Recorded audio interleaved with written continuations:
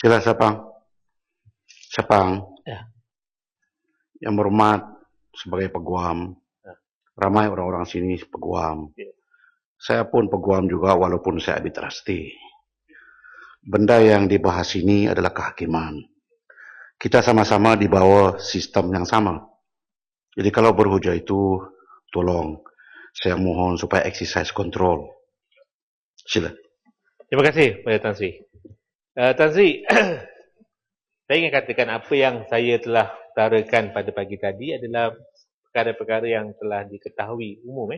Saya tidak mereka-reka apa yang saya katakan. Itu yang berhormat. Saya dengar yang berhormat. Ya.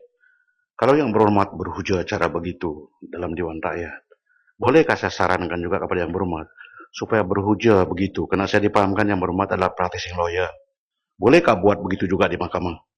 Boleh. Saya baru tadi balik mahkamah. Buat begitu di mahkamah yang berhormat. Jadi saya mau juga rekod itu nanti supaya saya nampak. Jangan buat dua standar yang berhormat. Sebenarnya kacau ni, Tan Sri. Kalau Sila. tak kacau ni okey je. Sila. Saya berucap Itulah menteri. saya kata, kalau kena kacau pun, exercise control. Ya. Kena profession ini yang berhormat, ramai kita yang pengamalnya. Ya. Kadang-kadang sistem itu runtuh, kena kita sendiri. Tan Sri, saya rasa saya bercakap dalam nada yang masih lagi boleh dikatakan apa ni. Itu sebab yang berhormat, saya kata, apabila berbahasa duduk di sini, hati-hati. Sila. Saya Tan Sri, saya ingin mengatakan bahawa badan kehakiman kita seharusnya dipulihkan. Saya tidak mengatakan bahawa apa yang saya katakan ini untuk saya katakan saya tidak menyokong akta ini.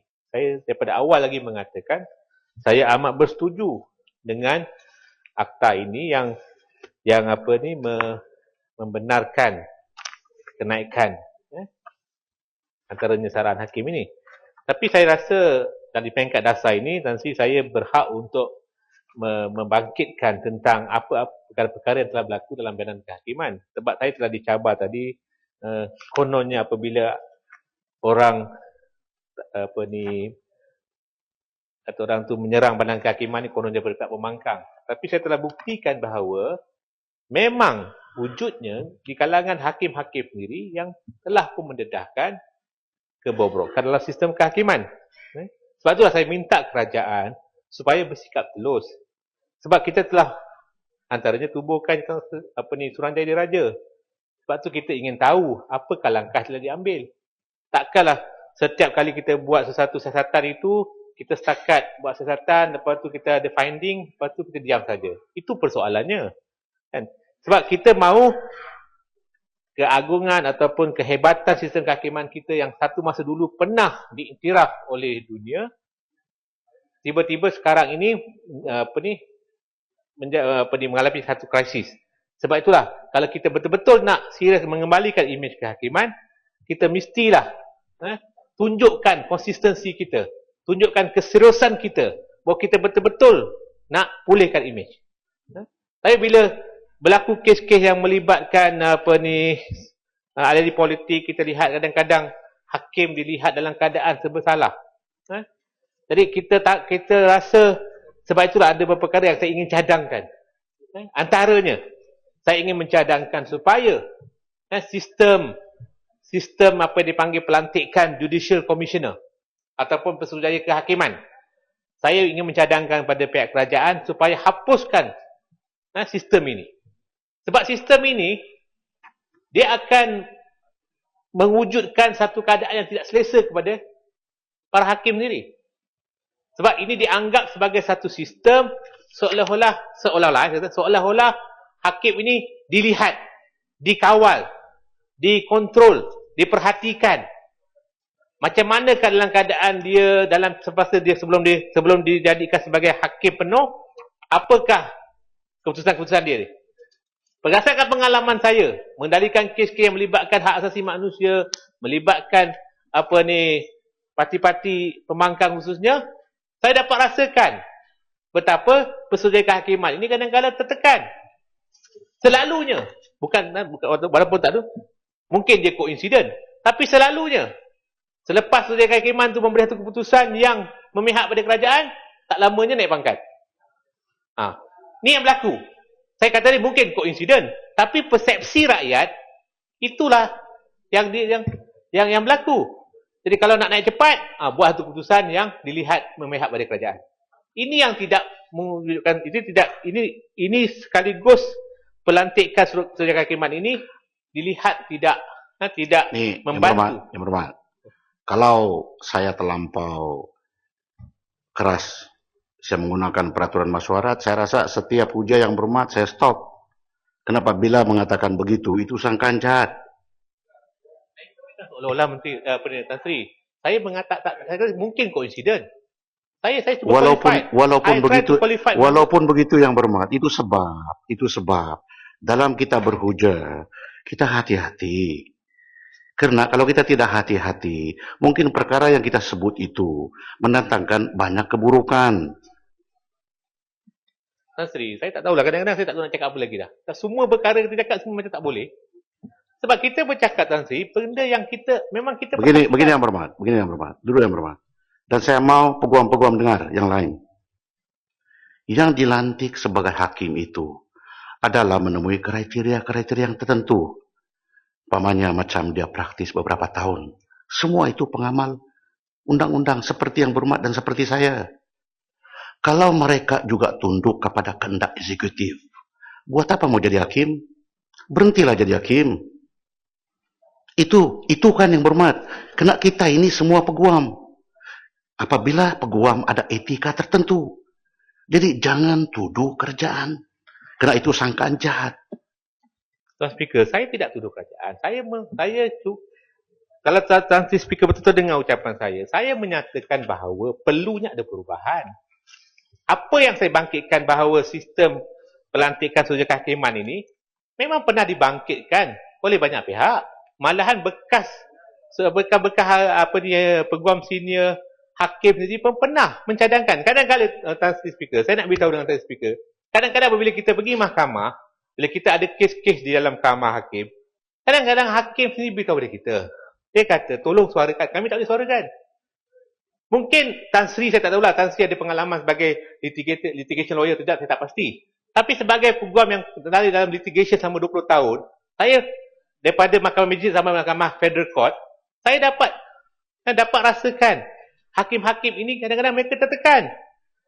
Apabila naiknya ketua hakim baru, akan perkenakan sistem baru. Ada naiknya ketua hakim baru, perkenakan sistem baru.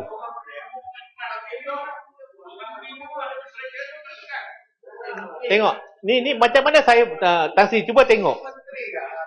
Saya bercakap menteri saya dah bagi ruang 2 kali dah tadi. Tak apa yang berhormat, tak apa. Sila teruskan. Saya cuma ingatkan saja. Terima kasih Tan Sri. Saya mengambil kira tu. Tapi saya merasakan dah sampai masanya sistem pelantikan suruh kehakiman itu dikaji semula. Saya rasa kalau kita betul nak lantik hakim, lantik terus hakim. Sebab hakim ni, sebab tu di Amerika sebagai contoh. Apabila seorang hakim dilantik di peringkat federal, dia ada security of tenure. Maknanya is a life appointment. Tujuan dia supaya ada security.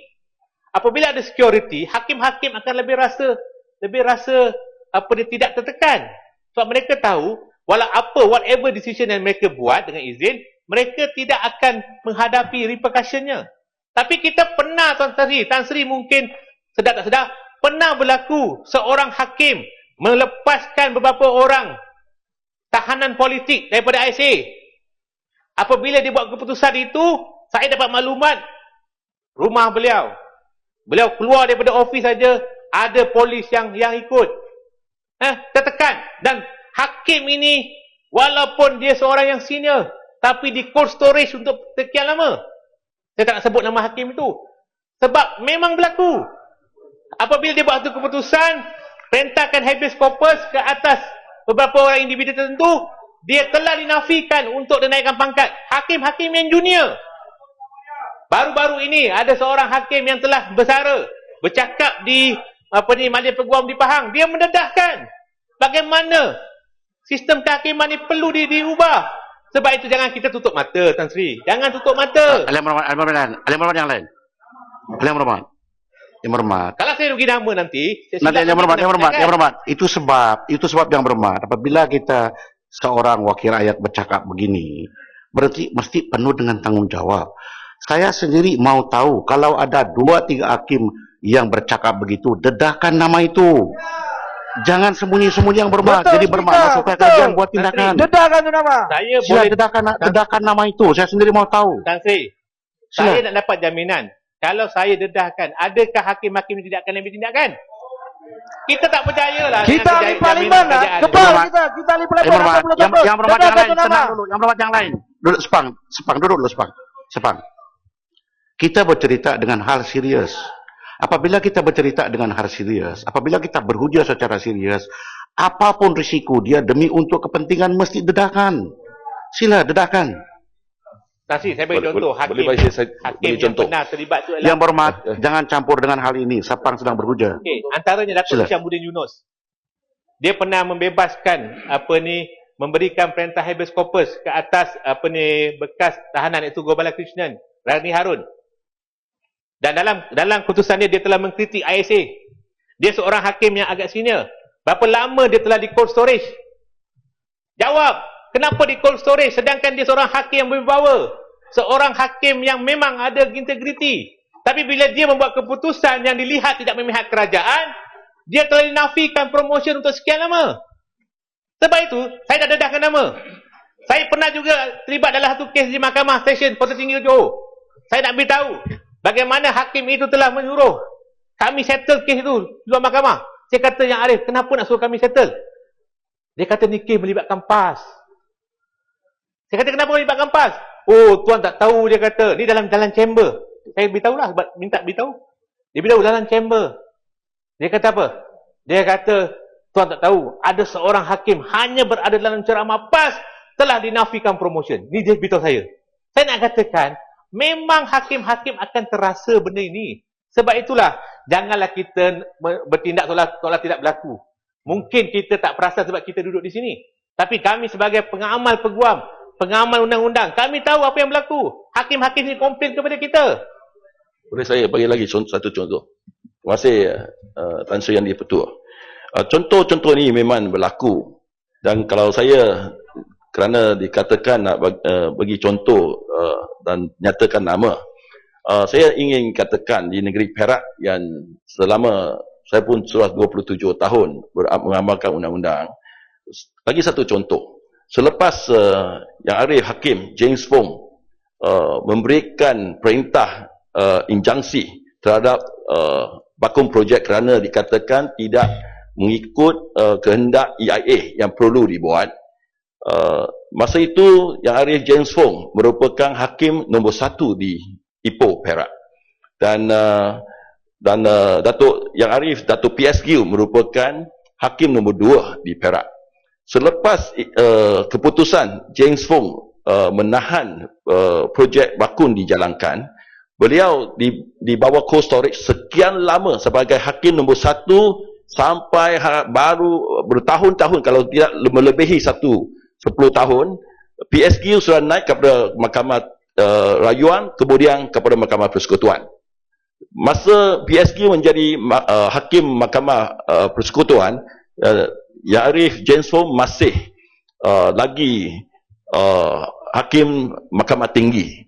Dan dalam satu kes saya sendiri yang bahawa saya telah membuat satu tindakan terhadap pihak polis, dikatakan telah melumpuhkan seorang budak Melayu yang muda. Beliau tidak memberikan saya satu tarikh yang singkat untuk case management saja. Beliau terpaksa memberikan satu tarikh case management 1 tahun daripada kes itu dibawa kepada dia. Ini menunjukkan bahawa Yang James Fong kerana sudah tertekan, beliau tidak nak mendengar lagi satu kes yang dibawa oleh peguam terhadap pihak kerajaan. Ini satu daripada contoh. Sebab itu kita hendak hakim-hakim ini, kita ni bebas melaksanakan tugas sebagai hakim bebas. Kita nak mempertahankan hakim-hakim kita. Kita hendak mempertabakkan sistem kehakiman kita supaya ketakutan ini tidak berlaku. Dan juga bagi satu yang lagi lain-lain perkara yang berlaku yang menjejaskan imej kehakiman dalam masyarakat kita. Selepas krisis 1987 di negeri Perak, memang orang kata bagi satu jamuan makan malam akan jadi hakim. Secara ringkas, apa yang berlaku selepas krisis tahun 1987 selepas Tun Saleh Abbas dan lain-lain hakim yang senior telah melalui tribunal telah dipecat atau lain yang digantung, pihak Majlis Peguam telah membuat keputusan peguam-peguam tidak akan menerima apa-apa tawaran untuk menjadi hakim. Oleh yang demikian, ramailah peguam-peguam yang memang berpengalaman tidak menerima tawaran untuk menjadi hakim. Apa yang berlaku ialah Sepang, ini flow Sepang Berwas berucap begitu. Saya boleh biarkan dia.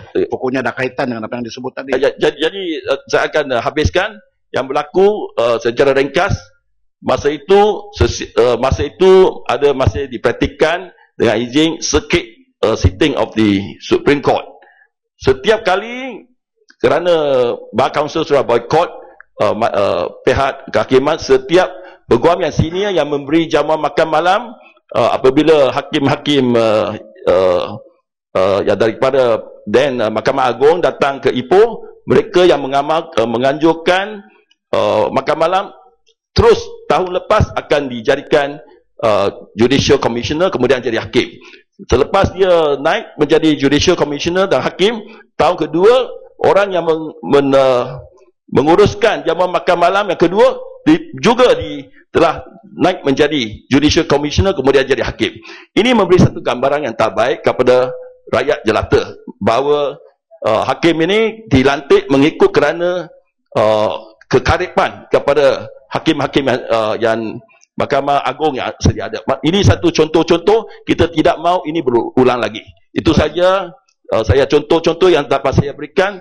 Kita nak kehakiman kita ini bebas daripada semua jenis cengkaman dan pressure dengan izin daripada mana-mana pihak. Terima kasih.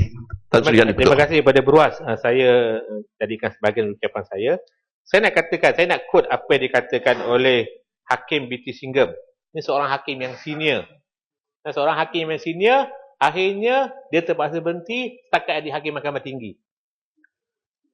Kes terakhir dia adalah kes melibatkan Kugen, Mendiang Kugen. Kita lihat hakim ini seorang hakim yang senior. Seorang hakim yang sepatutnya dah naikkan pangkat. Tapi yang herannya, berapa ramai hakim yang lompat. Hakim yang lebih junior boleh lebih naik awal dibandingkan dengan hakim B.T. Singham ini. Nak kata hakim ini tak tulis judgement. Saya tahu ni antara hakim yang rajin. Saya biasa berjalan dia, saya biasa kalah depan dia. Tapi saya merasakan, walaupun saya kalah, saya berpuas hati. Sebab saya diberikan fair hearing.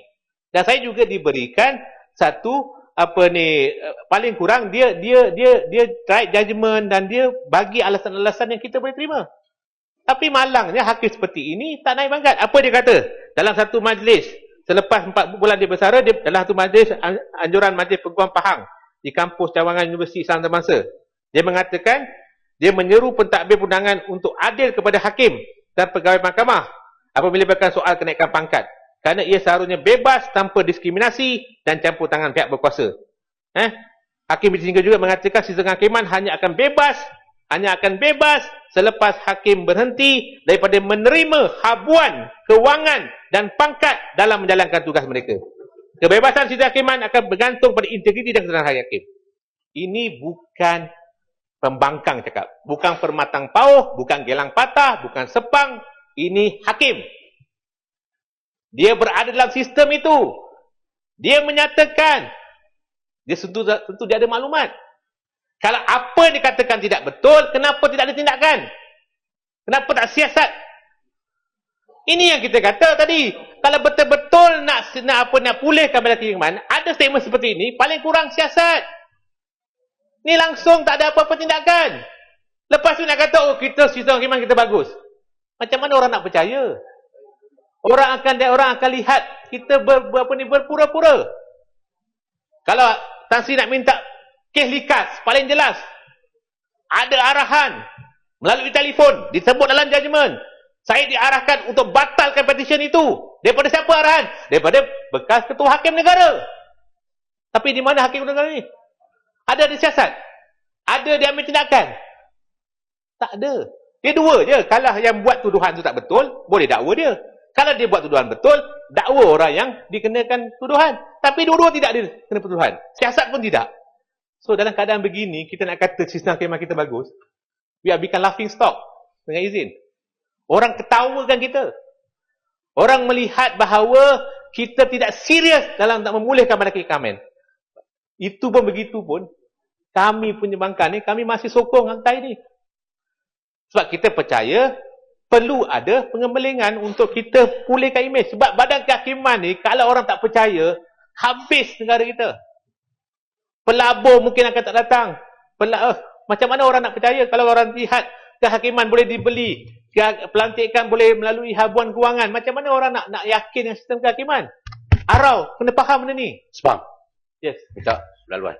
Tuan Speaker, saya bukan seorang pengamal undang-undang, tetapi pengalaman saya ketika peristiwa 6 dan 7 hari bulan Mac menganggap bahawa peristiwa itu menjadi satu peristiwa yang titik hitam yang tak boleh saya lupa. Ketika itu saya berada di Mahkamah Rayuan.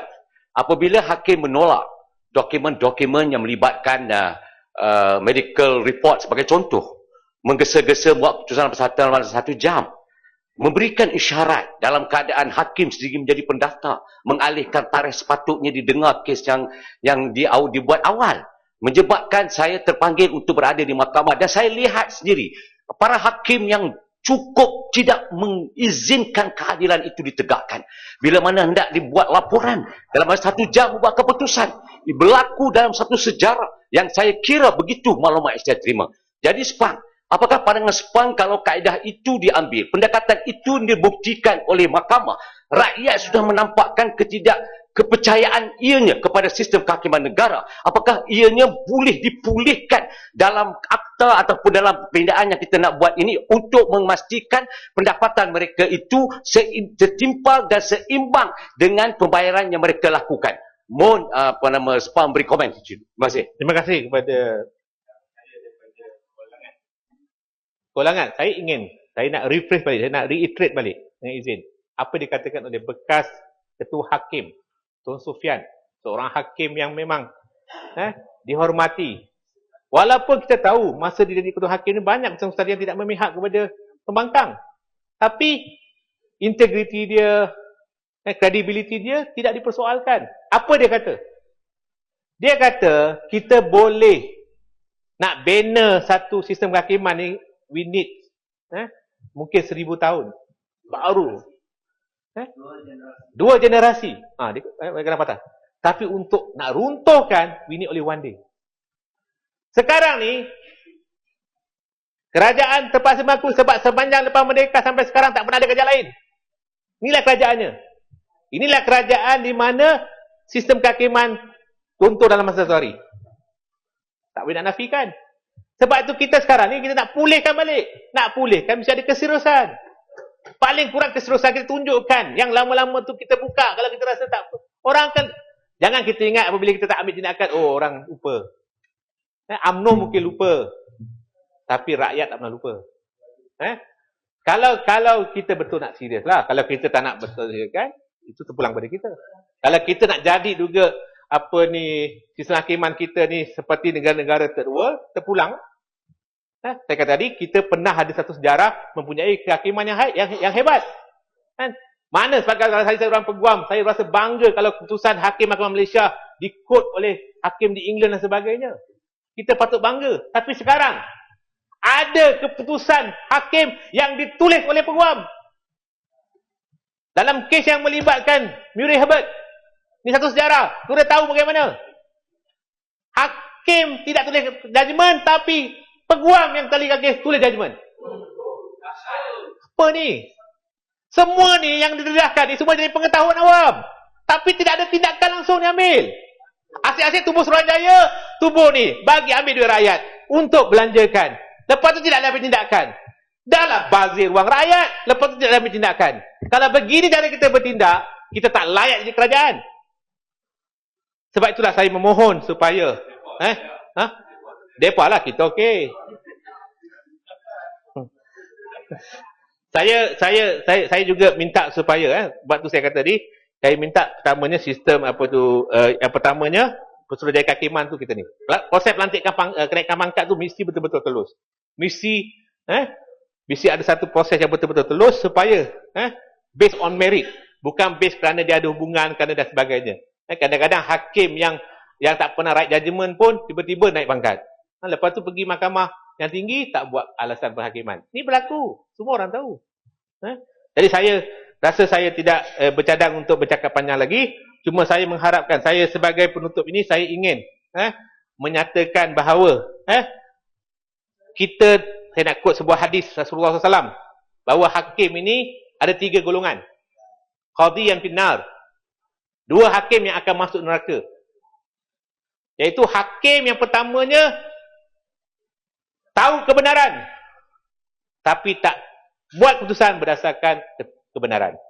Satu lagi, secara mudahnya lah, hakim tak tahu langsung, tak tahu undang-undang, tak tahu apa, buat keputusan berdasarkan kejahilan dia. Dah lah bodoh, lepas tu dia jadi hakim pula. Ini hakim umum, bukan hakim yang kamu risau. Saya tak sebut nama hakim. Memang hakim bodoh wujud. Memang ada hakim yang bodoh. Siapa yang hakim bodoh ada? Ni menghina isu kehakiman. Bukan hakim di Malaysia. Saya kata hormat hakim. sikit, Hakim lah. Yuzi. Takkanlah sampai tahap ni. Okeylah, saya tarik balik bodoh lah. Saya kata hakim jahil. UMNO ni kalau bodoh dia marah, jahil tak marah. Padahal mana sama je.